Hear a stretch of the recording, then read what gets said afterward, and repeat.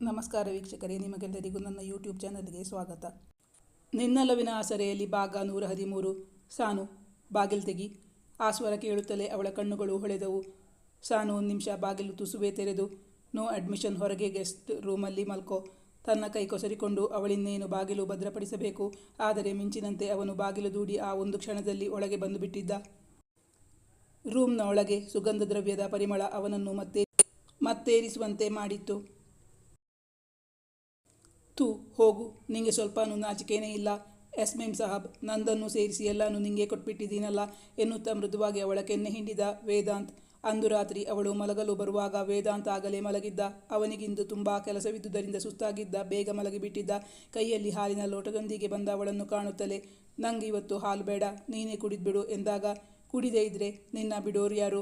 ಒಂದು ವೇಳೆ ನಾನು ಹೀಗೆ ಹೇಳಿದ್ರೆ ನನ್ನನ್ನು ನೀನು ಬಿಡ್ತಾ ಇದ್ಯಾ ಎಂದು ಹೇಳುತ್ತಾ ಅವನ ಬಳಿ ಬಂದಾಗ ಅವನು ಎದ್ದು ಕುಳಿತ. ಒಂದು ಸಿಪ್ಪು ಹಾಲು ಕುಡಿದು ಅವಳಿಗೆ ಲೋಟವಿತ್ತ.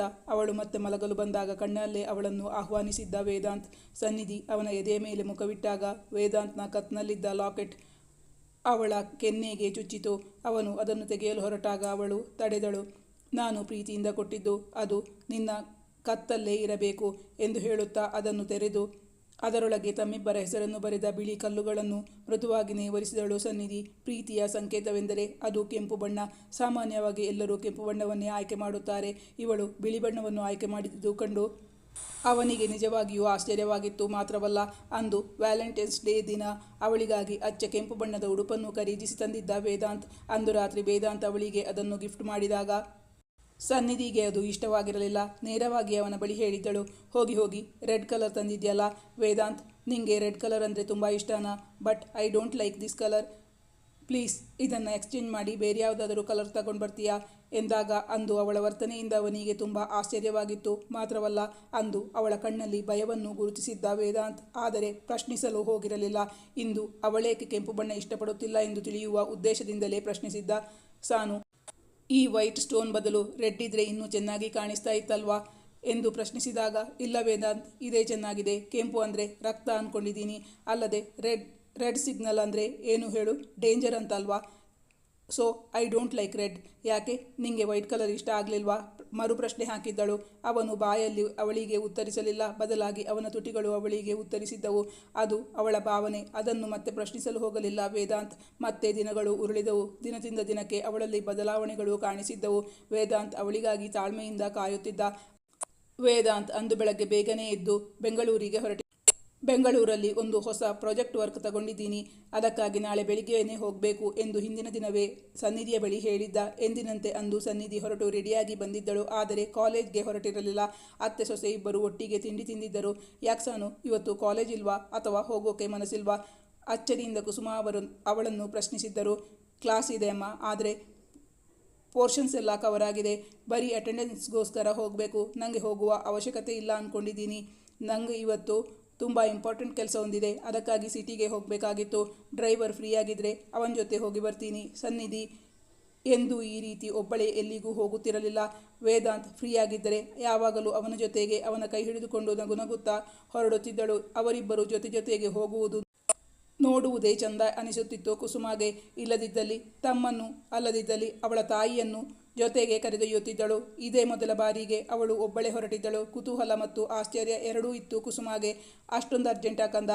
ನಾಳೆ ಆದರೆ ವೇದ್ ಕೂಡ ಇರ್ತಾನೆ. ಅವನ ಜೊತೆಗೆ ಹೋಗಿ ನಿಂಗೆ ಏನೇನು ಬೇಕೋ ಅದನ್ನೆಲ್ಲ ಪರ್ಚೇಸ್ ಮಾಡಿಕೊಂಡು ಬರ್ಬೋದಾಗಿತ್ತು. ಕುಸುಮ ಅವರು ಅವಳ ಬಳಿ ಹೇಳಿದಾಗ, ಅಮ್ಮ, ಅದು ಅವನಿಗೆ ಗೊತ್ತಾಗದ ಹಾಗೆ ಅವನಿಗೊಂದು ಸರ್ಪ್ರೈಸ್ ಕೊಡಬೇಕಾಗಿತ್ತು. ಅದಕ್ಕಾಗಿ ಇಂತಹ ದಿನಕ್ಕಾಗಿ ನಾನು ಕಾಯ್ತಾ ಇದ್ದೆ. ನಿಮ್ಮ ಮಗನ ಹತ್ರ ಏನು ಹೇಳಬೇಡಿ ಅಮ್ಮ, ಅವರ ಬಳಿ ರಿಕ್ವೆಸ್ಟ್ ಮಾಡಿಕೊಂಡಿದ್ದಳು. ಸನ್ನಿಧಿ ಡ್ರೈವರ್ ಜೊತೆ ಹೋಗಿ ಪರ್ಚೇಸ್ ಮುಗಿಸಿಕೊಂಡು ಬರುವಾಗ ತುಂಬ ತಡವಾಗಿತ್ತು. ಅವಳು ಮಧ್ಯಾಹ್ನ ಊಟಕ್ಕೂ ಬಾರದಿದ್ದಾಗ ಕುಸುಮ ಅವರು 2 ಬಾರಿ ಕರೆ ಮಾಡಿದ್ದರು. ಹೋಟೆಲಲ್ಲಿ ತಿಂಡಿ ತಿಂದಿದ್ದೀವಿ, ಆಮೇಲೆ ಬಂದ ಮೇಲೆ ಊಟ ಮಾಡ್ತೀನಿ, ಇನ್ನೊಂದು ಅರ್ಧ ಗಂಟೆಯಲ್ಲಿ ಅಲ್ಲಿರ್ತೀವಿ ಎಂದು ಉತ್ತರಿಸಿದ್ದಳು. ಮಧ್ಯಾಹ್ನ 3 ಗಂಟೆ ಸುಮಾರಿಗೆ ಡ್ರೈವರ್ನೊಂದಿಗೆ ಹಿಂದಿರುಗಿ ಬಂದಿದ್ದಳು ಸನ್ನಿಧಿ. ಅವಳು ಪರ್ಚೇಸ್ ಮಾಡಿ ತಂದ ಸಾಮಾನುಗಳನ್ನೆಲ್ಲ ಡ್ರೈವರ್ನ ಸಹಾಯದಿಂದ ತಮ್ಮ ಬೆಡ್ರೂಮ್ನಲ್ಲೇ ಇರಿಸಿದ್ದಳು. ಅಷ್ಟೊಂದೇನು ತಂದಿದ್ದೀಯಾ? ವೇದ್ಗೆ ಹೇಳಲ್ಲ, ನಾನು ನೋಡ್ಬೋದಾ ಎಂದು ಕುಸುಮ ಅವರು ಕುತೂಹಲದಿಂದ ಹೇಳಿ ನಸುನಕ್ಕಾಗ, ಇಲ್ಲ ಹೇಳೋಕ್ಕಾಗಲ್ಲ ಎಂದು ಉತ್ತರಿಸಿದ್ದಳು. ಅವರು ಬಲವಂತ ಮಾಡಿರಲಿಲ್ಲ. ಊಟ ಮುಗಿಸಿಕೊಂಡು ರೂಮ್ ಸೇರಿದ್ದಳು ಸನ್ನಿಧಿ. ರೂಮ್ ಸೇರಿದ ಬಳಿಕ ಅವಳು ಮೊದಲು ಮಾಡಿದ ಕೆಲಸವೆಂದರೆ ವೇದಾಂತ್ಗೆ ಒಂದು ಸಂದೇಶವನ್ನು ಕಳುಹಿಸಿದ್ದಳು. I have got a wonderful surprise for you. Vedant, ಇವತ್ತು ರಾತ್ರಿ ನಿಂಗೆ ನಾನು ಒಂದು ಅದ್ಭುತವಾದ ಅಚ್ಚರಿಯನ್ನು ಕಾದಿರಿಸಿದ್ದೀನಿ. ಖಂಡಿತ ನೀನು ಇಷ್ಟಪಡ್ತೀಯಾ. ನಿನ್ನ ನಿರೀಕ್ಷೆಯಲ್ಲಿ ಸಾನು ಎಂದು ವಾಟ್ಸಪ್ ಸಂದೇಶವನ್ನು ಅವನಿಗೆ ಕಳುಹಿಸಿದ್ದಳು. ಅವಳ ಮನಸ್ಸು ಹೂವಾಗಿತ್ತು. ಖಂಡಿತ ಈ ಸಂದೇಶವನ್ನು ಓದಿದ ವೇದ್ ಕುತೂಹಲ ತಡೆಯಲಾರದೆ ತನಗೆ ಕಾಲ್ ಮಾಡಿ ಮಾತಾಡುತ್ತಾನೆ. ತಾನವನ ಬಳಿ ಮಾತಾಡಿದರೆ ಖಂಡಿತ ಸಿಕ್ಕಿ ಹಾಕಿಕೊಳ್ಳುತ್ತೇನೆ. ಅವನು ತುಂಬ ಬುದ್ಧಿವಂತ. ಹೇಗಾದರೂ ಮಾಡಿ ತನ್ನ ಮನಸ್ಸಲ್ಲಿ ಇರುವುದನ್ನು ಕಂಡುಹಿಡಿದೇ ಹಿಡಿಯುತ್ತಾನೆ. ಅವನಿಗೆ ಸರ್ಪ್ರೈಸ್ ಕೊಡಬೇಕು ಎಂಬುದು ಅವಳ ಉದ್ದೇಶವಾಗಿತ್ತು. ಆದ್ದರಿಂದ ತನ್ನ ಸೆಲ್ಫೋನ್ ಮ್ಯೂಟ್ ಮಾಡಿದಳು. ನೆಟ್ ಆಫ್ ಮಾಡಿಕೊಂಡಳು. ಅದೇ ಸಮಯಕ್ಕೆ ಅವನು ಅವಳಿಗೊಂದು ಸಂದೇಶ ಕಳುಹಿಸಿದ್ದ. ಆದರೆ ಅವಳು ಅದನ್ನು ನೋಡಲು ಸಾಧ್ಯವಾಗಿರಲಿಲ್ಲ. ಅವಳು ಅತ್ಯಂತ ಆಸಕ್ತಿಯಿಂದ ತನ್ನ ಕೆಲಸವನ್ನು ಮುಂದುವರಿಸಿದ್ದಳು. ಸಾನು, ಇವತ್ತು ನಾನು ಅಂದ್ಕೊಂಡಿರೋ ಹಾಗೆ ಮೀಟಿಂಗ್ ಆಗಲಿಲ್ಲ. ನಾಳೆ ಮೀಟಿಂಗ್ ಮುಗಿಸ್ಕೊಂಡು ಬರ್ತೀನಿ. ಸಾರಿ. ಅವನ ಸಂದೇಶ ತಲುಪುವ ವೇಳೆಗೆ ಅವಳು ತಮ್ಮ ರೂಮನ್ನು ಅಲಂಕರಿಸುವ ಕೆಲಸದಲ್ಲಿ ಬ್ಯುಸಿಯಾಗಿದ್ದಳು. ನೋಡಲೇ ಇಲ್ಲ. ಮದುವೆಯಾದ ಬಳಿಕ ಹಿಂದೆ ಮೊದಲ ಬಾರಿ ರಾತ್ರಿ ಅವನು ಅವಳಿಂದ ದೂರವಿರುವುದಕ್ಕೆ ಅವನಿಗೂ ಬೇಸರವಿತ್ತು. ಅವನ ಕೆಲಸ ಅವನು ಅಂದುಕೊಂಡಂತೆ ನಡೆದಿರಲಿಲ್ಲ. ಬಿಸ್ನೆಸ್ನಲ್ಲಿ ಇಂತಹ ಚಿಕ್ಕಪುಟ್ಟ ತೊಂದರೆಗಳು ಸರ್ವೇ ಸಾಮಾನ್ಯವಲ್ಲವೇ. ಸಾನು ತನ್ನ ಮೇಲೆ ಮುನಿಸಿಕೊಳ್ಳಬಹುದು. ನಾಳೆ ಮನೆಗೆ ಬಂದ ಬಳಿಕ ತನಗೇನು ಕಾದಿದೆಯೋ ಅವಳನ್ನು ಹೇಗೆ ಎದುರಿಸುವುದು ಎಂದು ಯೋಚಿಸುತ್ತಿದ್ದ ವೇದಾಂತ್. ಅದಾಗಲೇ ಅವನ ಸೆಲ್ಫೋನ್ಗೆ ಅವಳು ಕಳುಹಿಸಿದ್ದ ಸಂದೇಶ ಬಂದಿತ್ತು. ಅಬ್ಬಾ, ಹುಡುಗಿ ಕೋಪ ಮಾಡಿಕೊಂಡು ಮಾತೇ ಬಿಟ್ಬಿಡ್ತಾಳೆ ಅಂದರೆ ಕೂಡಲೇ ಸಂದೇಶ ಕಳುಹಿಸಿದ್ದಾಳಲ್ಲ ಎಂದುಕೊಂಡು ಅವನು ಅದನ್ನು ತೆರೆದು ನೋಡಿದಾಗ ಅವನಿಗೆ ಇನ್ನಿಲ್ಲದ ಆಶ್ಚರ್ಯವಾಗಿತ್ತು. ಇಂದು ರಾತ್ರಿ ಈ ಹುಡುಗಿ ತನಗಾಗಿ ಏನನ್ನು ಕೊಡ ಹೊರಟಿದ್ದಾಳೆ. ತನಗಿಂದು ಹೋಗಲು ಸಾಧ್ಯವಾಗುತ್ತಿಲ್ಲವಲ್ಲ. ಬೇಸರವೂ ಆಯಿತು. ಇತ್ತ ತಮ್ಮ ಬೆಡ್ರೂಮ್ ಬಾಗಿಲು ಲಾಕ್ ಮಾಡಿಕೊಂಡು ವೇದಾಂತ್ಗಾಗಿ ಭರ್ಜರಿಯಾದ ಅಚ್ಚರಿಯನ್ನು ರೆಡಿ ಮಾಡುತ್ತಿದ್ದಳು ಸನ್ನಿಧಿ. ತನ್ನ ಕೈಯಾರೆ ಬೆಡ್ರೂಮನ್ನು ಅಲಂಕಾರ ಮಾಡುತ್ತಿದ್ದಳು. ಒಂದೊಂದು ಕ್ಷಣ ಕಳೆಯುತ್ತಿದ್ದಂತೆಯೇ ಅವಳದೆಯಲ್ಲಿ ಮಧುರವಾದ ಕಂಪನ, ಮುಖದಲ್ಲಿ ಲಜ್ಜೆ ಆವರಿಸಿತ್ತು. ಇಷ್ಟು ದಿನ ತನಗಾಗಿ ತಾಳ್ಮೆಯಿಂದ ಕಾಯುತ್ತಿರುವ ವೇದಾಂತ್ಗೆ ಇಂದು ಅದೆಷ್ಟು ಖುಷಿಯಾಗಬಹುದು ಎಂದುಕೊಂಡಾಗ ಅವಳ ಕಣ್ಣುಗಳು ಮಿಂಚಿದವು. ಪೂರ್ತಿಯಾಗಿ ಅಲಂಕಾರ ಮುಗಿಸಿದಾಗ ಅವಳಿಗೆ ಸಂತೃಪ್ತಿಯಾಗಿತ್ತು. ಈಗ ಅವಳೆದೆ ವೇಗವಾಗಿ ಹೊಡೆದುಕೊಳ್ಳಲು ಆರಂಭಿಸಿತ್ತು. ಅಷ್ಟರಲ್ಲಿ ಕುಸುಮ ಅವರು ಹೊರಗಿನಿಂದ ಕರೆದಿದ್ದರು. ಸಾನು, ಅಷ್ಟೊತ್ತಿಂದ ರೂಮ್ ಒಳಗೆ ಸೇರಿಕೊಂಡು ಏನು ಮಾಡ್ತಿದ್ದೀಯಾ? ನಿಮ್ಮ ಮಾವ ಕೂಡ ಮನೆಗೆ ಬಂದಾಯಿತು. ನಾನಾಗಲೇ 2 ಸಲ ಕಾಲ್ ಮಾಡಿದೆ. ಫೋನ್ ಯಾಕೆ ತೆಗಿತಾ ಇಲ್ಲ? ಊಟದ ಹೊತ್ತಾಯಿತು. ಒಟ್ಟಿಗೆ ಊಟ ಮಾಡೋಣ ಬಾ ಎಂದು ಅವಳನ್ನು ಕರೆದಿದ್ದರು. ಅವಳಿಗೀಗ ತನ್ನ ತಪ್ಪಿನ ಅರಿವಾಗಿ ಮುಖ ಚಿಕ್ಕದಾಯಿತು. ಸಾರಿ ಅಮ್ಮ, ಏನೋ ಅರ್ಜೆಂಟ್ ಕೆಲಸದ ಮೇಲಿದ್ದೆ. ನೀವು ಹೋಗಿ, ನಾನು ಹಿಂದಿನಿಂದಲೇ ಬಂದೆ. ಅವಳು ಈಗಲೂ ತನ್ನ ಸೆಲ್ಫೋನ್ ತೆರೆದು ನೋಡಲಿಲ್ಲ. ಪಾಪ, ರೂಮ್ನಲ್ಲಿ ಅಲಂಕಾರ ಮಾಡಿದ್ದಳು. ಆದರೆ ವೇದಾಂತ್ ಅವನಿಗೆ ಅದರ ಸುಳಿವೂ ಇಲ್ಲ. ಅವಳು ತನಗಾಗಿ ಏನೋ ಗಿಫ್ಟ್ ತಂದಿಟ್ಟುಕೊಂಡಿದ್ದಾಳೆ. ನಾಳೆ ಕೊಡಬಹುದು ಎಂದುಕೊಂಡಿದ್ದಾನ.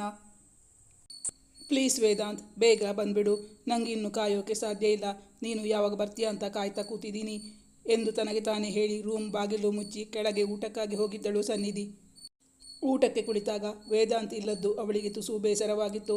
ವೇದ್ ಇವತ್ತು ಬರೋಕ್ಕಾಗಲ್ಲ ಅಂತ ಫೋನ್ ಮಾಡಿ ಹೇಳಿದ್ದ. ಅದಕ್ಕ ನೀನು ಸಪ್ಪೆ ಮುಖ ಹಾಕ್ಕೊಂಡಿರೋದು? ಕುಸುಮ ಪ್ರಶ್ನಿಸಿದಾಗ ಅವಳಿಗೆ ಇನ್ನಿಲ್ಲದ ಬೇಸರವಾಯಿತು. ಅವಳು ಇಂದಿಡೀ ದಿನ ತಮ್ಮ ಇಬ್ಬರ ಮೊದಲ ರಾತ್ರಿಗಾಗಿ ಬೆಡ್ರೂಮನ್ನು ತುಂಬ ಮುತುವರ್ಜಿಯಿಂದ ಅಲಂಕರಿಸಿದ್ದಳು. ಇನ್ನೇನು ಕೆಲವೇ ಕ್ಷಣದಲ್ಲಿ ಅವನು ಬರಬಹುದು ಎಂದು ಅವನ ಬರುವಿಕೆಗಾಗಿ ಕಾಯುತ್ತಿದ್ದಳು. ಈಗ ಇಂದು ರಾತ್ರಿ ಅವನು ಬರುವುದೇ ಇಲ್ಲ ಎಂದು ಅರಿವಾದಾಗ ಅವಳಿಗೆ ತೀವ್ರ ನಿರಾಸೆಯಾಯಿತು. ತಡೆಯಲೇ ಸಾಧ್ಯವಾಗಲಿಲ್ಲ. ಕಣ್ಣುಗಳು ತುಂಬಲಾರಂಭಿಸಿದ್ದವು. ಅದು ಅತ್ತೆ ಮಾವನಿಗೆ ಗೊತ್ತಾಗಬಾರದು ಎಂದು ಬೇಗ ಊಟ ಮುಗಿಸಿ ನಂಗ್ಯಾಕೋ ಹಸಿವಿಲ್ಲ ಎಂಬ ಕಾರಣವನ್ನು ಕೊಟ್ಟು ಅಲ್ಲಿಂದ ರೂಮ್ಗೆ ಹೊರಟು ಹೋಗಿದ್ದಳು ಸನ್ನಿಧಿ. ಅವಳಿಗಿಂದು ಅಷ್ಟಿಷ್ಟಲ್ಲ, ತೀವ್ರವಾದ ನಿರಾಸೆಯಾಗಿತ್ತು. ಒಂದು ವೇಳೆ ತಾನು ಸ್ಪಷ್ಟವಾಗಿ ಹೇಳಿದ್ದರೆ ಅವನು ಬರುತ್ತಿದ್ದನೇನು. ಆದರೆ ಅವನಿಗೆ ಸರ್ಪ್ರೈಸ್ ಕೊಡಬೇಕೆಂದು ಒಗಟಾಗಿ ಸಂದೇಶ ರವಾನಿಸಿದ್ದಳು. ಅದನ್ನು ಅವನು ಅರ್ಥ ಮಾಡಿಕೊಂಡಿರಲಿಲ್ಲ. ರೂಮ್ನ ಒಳಗೆ ಬಂದು ನೋಡಿದಾಗ ಅವಳು ತಮ್ಮ ಬೆಡ್ಡನ್ನು ಸುಂದರವಾದ ಹೂವುಗಳಿಂದ ಅಲಂಕರಿಸಿದ್ದಳು. ಮಾಡಿದ ಅಲಂಕಾರವೆಲ್ಲ ಅವಳನ್ನು ನೋಡಿ ಅಣಕಿಸಿದಂತಾಯಿತು. ಸುಗಂಧ ದ್ರವ್ಯದ ಪರಿಮಳ ಮತ್ತೇರಿಸುವಂತಿತ್ತು. ಎಲ್ಲವೂ ವ್ಯರ್ಥವಾಯಿತು. ಕಣ್ಣಂಚಿನಿಂದ ಕಂಬನಿ ಆ ಹೂಗಳ ಮೇಲೆ ಬಿತ್ತು. ವೇದಾಂತ್ ಮೇಲೆ ಇಂದವಳಿಗೆ ಅದೆಷ್ಟು ಸಿಟ್ಟು ಬಂದಿತ್ತೆಂದರೆ ಅವನೆಲ್ಲಾದರೂ ಈಗ ಅವಳ ಮುಂದೆ ಬಂದಿದ್ದರೆ ತನ್ನ ಕಣ್ಣಿನ ಬೆಂಕಿಯಿಂದಲೇ ಅವನನ್ನು ಸುಟ್ಟು ಭಸ್ಮ ಮಾಡಿಬಿಡುತ್ತಿದ್ದಳೇನೋ. ಯಾರಿಗಾಗಿ ಈ ಅಲಂಕಾರ? ಅಂದು ಅತ್ತೆ ಇದೇ ರೀತಿ ಅಲಂಕಾರ ಮಾಡಿಸಿದ್ದರು. ಅಂದು ತನ್ನ ಮನಸ್ಸೇ ಸರಿ ಇರಲಿಲ್ಲ. ಮಾಡಿದ ಅಲಂಕಾರವೆಲ್ಲ ವ್ಯರ್ಥವಾಗಿತ್ತು. ಈಗ ರೂಮ್ನ ಅಲಂಕಾರವನ್ನೆಲ್ಲ ಕಿತ್ತೆಸೆಯುವ ಮನಸ್ಸಾಯಿತು. ಅವಳು ಸಿಟ್ಟಿನಿಂದ ಆ ಕೆಲಸಕ್ಕೆ ಕೈ ಎತ್ತಿದಳು. ಅಷ್ಟರಲ್ಲಿ ಹೊರಗಿನಿಂದ ಯಾರೋ ಬಾಗಿಲು ಬಡಿದ ಸದ್ದಾಯಿತು. ಯಾರಿರಬಹುದು? ಅತ್ತೆ, ಮಾವ ಇಬ್ಬರೂ ಊಟ ಮುಗಿಸಿರಲಿಲ್ಲ. ಮಾತ್ರವಲ್ಲ, ಅತ್ತೆ ಹೊರತು ಬೇರೆಯವರು ತಮ್ಮ ರೂಮ್ನ ಬಳಿ ಬರುವುದೇ ಇಲ್ಲ ಎಂದು ಸನ್ನಿಧಿಗೆ ಗೊತ್ತಿತ್ತು. ಸಾನು, ಬಾಗಿಲು ತೆಗಿ. ಆ ಸ್ವರ ಕೇಳುತ್ತಲೇ ಅವಳ ಮುಖದಲ್ಲಿ ತುಸು ಚೇತರಿಕೆ ಕಾಣಿಸಿತು. ಕಣ್ಣುಗಳು ಹೊಳೆದವು. ತುಟಿಯಂಚಿನಲ್ಲಿ ನಸುನಗು ಮಿನುಗಿತು. ಹಾಗಾದರೆ ಬೇಕು ಅಂತ ನನ್ನ ರೇಗಿಸೋಕ್ಕೋಸ್ಕರ ವೇದಾಂತ್ ಸುಳ್ಳು ಹೇಳಿದ್ದಾನ? ಇನ್ನು ಒಂದು ಕ್ಷಣ ಆದರೂ ಎಲ್ಲಾನು ಹಾಳು ಮಾಡ್ತಾ ಇದ್ದೆ ಎಂದುಕೊಂಡವಳು ಬಾಗಿಲ ಬಳಿಗೆ ಹೋಗಿದ್ದಳು. ಅವನನ್ನು ಕಂಡಾಗ ಅವಳ ಮುನಿಸು ಇಳಿಯುವ ಬದಲು ಮತ್ತೂ ಹೆಚ್ಚಾಯಿತು. ಬಾಗಿಲು ತುಸುವೇ ತೆರೆದು, ನೋ ಅಡ್ಮಿಷನ್, ಇವತ್ತು ಬರೋಕ್ಕಾಗಲ್ಲ ಅಂತ ಹೇಳಿದ್ಯಲ್ಲ, ಅಲ್ಲೇ ಇರು, ಒಳಗೆ ಪ್ರವೇಶವಿಲ್ಲ ಎಂದವಳು ಮತ್ತೆ ಬಾಗಿಲು ಹಾಕಲು ಹೊರಟಿದ್ದಳು.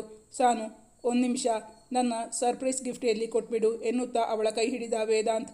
ಏನೂ ಇಲ್ಲ, ಇವತ್ತು ರಾತ್ರಿ ನೀನು ಹೊರಗೆ ಗೆಸ್ಟ್ ರೂಮಲ್ಲೇ ಮಲಕೋ. ಅದೇ ನಾನು ನಿಂಗೆ ಇವತ್ತು ಕೊಡೋ ಗಿಫ್ಟು. ತನ್ನ ಕೈ ಕೊಸರಿಕೊಂಡು ಅವಳಿನ್ನೇನು ಬಾಗಿಲು ಭದ್ರಪಡಿಸಬೇಕು. ಆದರೆ ಮಿಂಚಿನ ಗತಿಯಲ್ಲಿ ಅವನು ಬಾಗಿಲು ದೂಡಿ ಆ ಒಂದು ಕ್ಷಣದಲ್ಲಿ ಒಳಗೆ ಪ್ರವೇಶಿಸಿಯೇ ಬಿಟ್ಟಿದ್ದ.